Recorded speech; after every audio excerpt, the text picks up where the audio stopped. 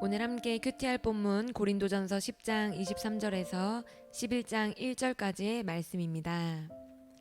모든 것이 가하나 모든 것이 유익한 것은 아니요 모든 것이 가하나 모든 것이 덕을 세우는 것은 아니니 누구든지 자기의 유익을 구하지 말고 남의 유익을 구하라.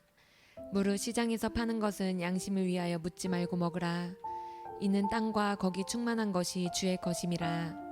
불신자 중 누가 너희를 청할 때에 너희가 가고자 하거든 너희 앞에 차려놓은 것은 무엇이든지 양심을 위하여 묻지 말고 먹으라.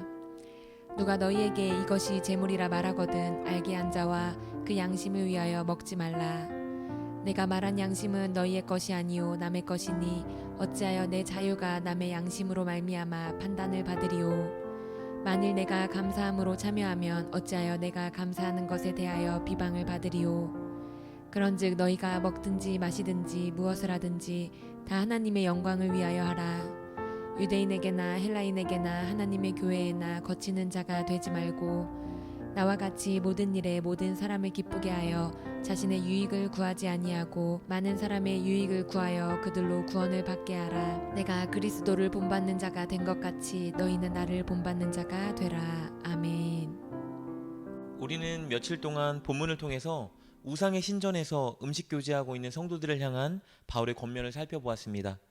그들이 비록 하나님을 향한 믿음을 가지고 있다고 주장하고 우상을 섬기는 것이 결코 아니라 말하여도 바울은 신전에서 음식 교제하는 행위가 왜 우상 숭배와 같은 일인지 그들에게 설명해 주었습니다. 그리고 이제 그 행위를 멈추라고 경고했죠. 오늘 본문은요, 그렇다면 시장에서 파는 고기를 사서 집에서 먹는 일은 금지해야 할 죄인가 아니면 먹어도 되는 일인가에 관한 문제를 다룹니다. 왜냐하면 당시에 고린도에 있는 시장에서 파는 고기 중 다수가 우상의 제물로 바쳐졌던 고기였기 때문입니다. 보통 우상의 신전에서 우상에게 제물을 바치고 제사를 드리고 나면 제물로 드렸던 그 고기의 일부가 제사장의 몫으로 돌아갔습니다. 그런데 제사장이 고기가 많을 경우에 그것들을 다 처리할 수 없겠죠. 그런 고기들을 시장에 팔았습니다. 그렇기 때문에 고린도 지역의 시장에서 파는 대부분의 고기가 우상에게 바쳐졌던 제물이었습니다. 그리스도인들은 이것을 사서 집에 가서 먹어도 되는지 안 되는지 성도들이 궁금해했습니다. 바울은 이 문제에 대해서 이렇게 답을 내려줍니다. 25절 말씀입니다. 무릇 시장에서 파는 것은 양심을 위하여 묻지 말고 먹으라. 그냥 먹으라고 말해줍니다. 이것이 우상에게 바쳐졌던 제물인지 아닌지 물을 필요 없이 궁금해할 필요 없이 그냥 먹으면 된다고 말합니다.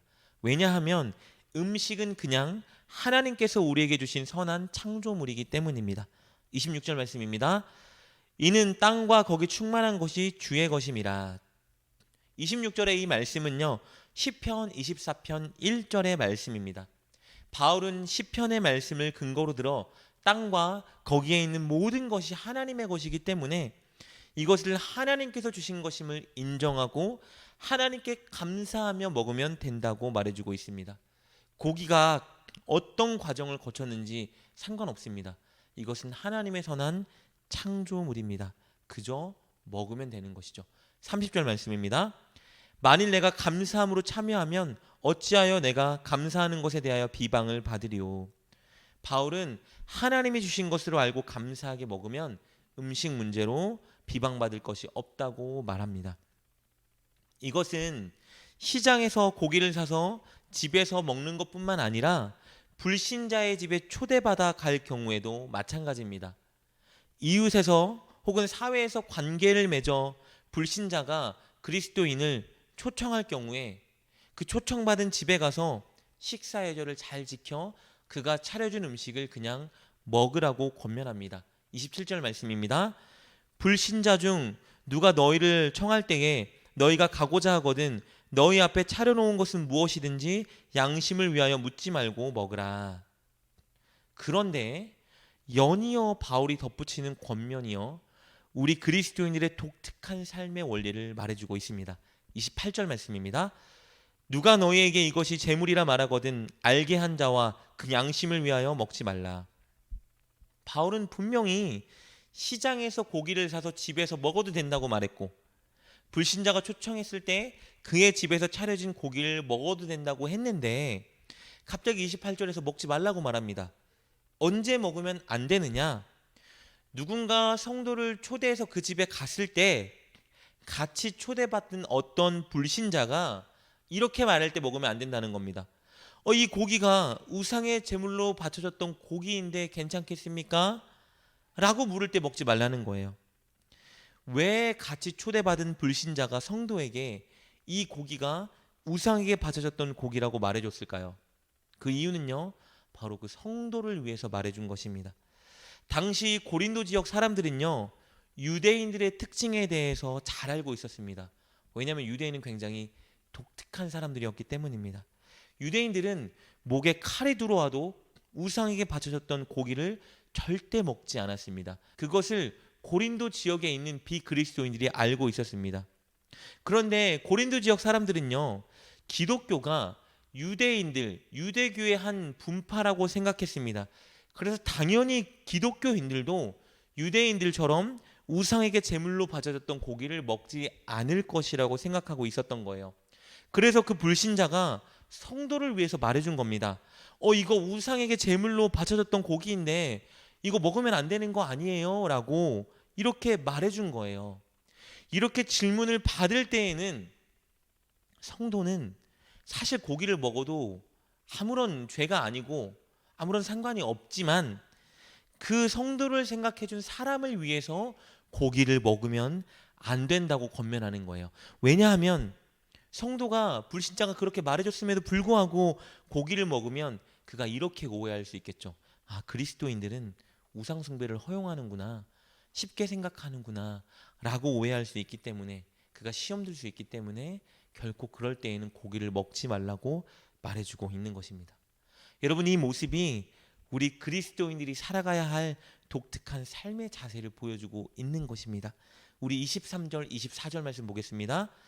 모든 것이 가하나 모든 것이 유익한 것은 아니요, 모든 것이 가하나 모든 것이 덕을 세우는 것은 아니니 누구든지 자기의 유익을 구하지 말고 남의 유익을 구하라.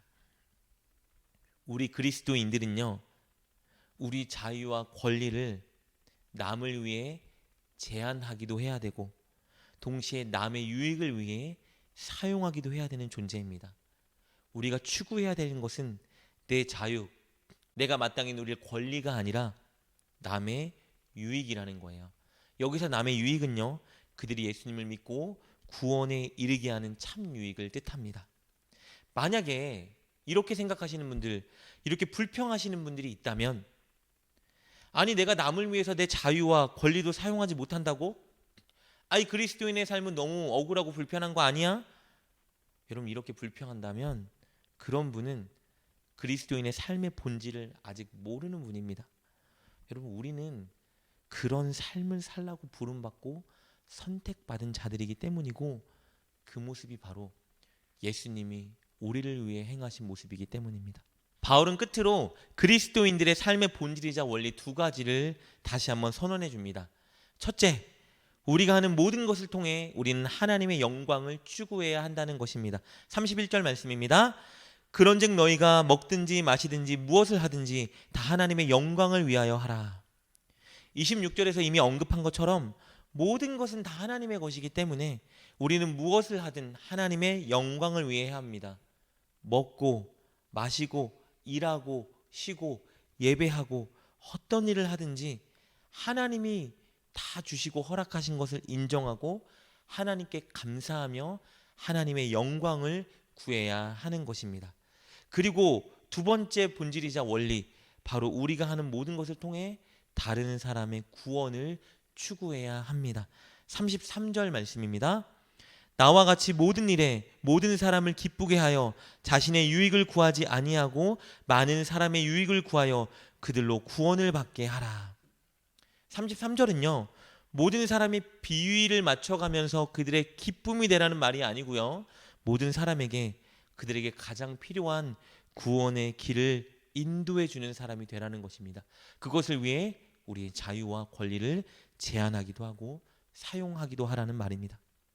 이 두 가지를 늘 추구해야 되는 이유는요, 바로 이것이 예수님의 모습이었고 바울이 예수님을 닮아가기 위해 노력한 모습이었기 때문입니다. 우리 11장 1절 말씀입니다. 내가 그리스도를 본받는 자가 된 것 같이 너희는 나를 본받는 자가 되라. 사랑하는 여러분, 무엇을 결정하고 무엇을 말하고 어떤 행동을 할 때 우리는 스스로에게 늘 두 가지를 물어야 합니다. 이것이 하나님의 영광을 위한 일인가? 이것이 사람들의 믿음을 세워주고 그들을 하나님께 인도하는 일인가? 우리는 늘 이 두 가지를 스스로에게 묻고 선택하고 행동하고 말해야 합니다. 오늘 무엇을 하건 이 두 가지를 꼭 스스로에게 물으며 하나님께 영광을 올려드리고 사람들을 옳은 길로 인도하는 여러분 될 수 있기를 주님의 이름으로 축복합니다. 기도하겠습니다. 하나님, 그리스도 예수님으로 인해 구원받는 우리가 그리스도인다운 삶을 살아가게 하여 주옵소서. 무엇을 하든지 늘 하나님의 영광을 추구하게 하시고 무엇을 하든지 늘 영혼 구원을 추구하게 하여 주옵소서. 그리하여 늘 하나님께 영광을 올려드리고 사람들을 구원의 길로 인도하는 우리가 되게 하여 주옵소서. 예수님의 이름으로 기도드립니다. 아멘. 오늘 말씀을 통해 깨닫고 결단한 것은 무엇입니까? 그것을 붙들고 하나님께 기도합시다. 그리고 그렇게 실천하며 하루를 살아가는 여러분 되시길 주님의 이름으로 축복합니다.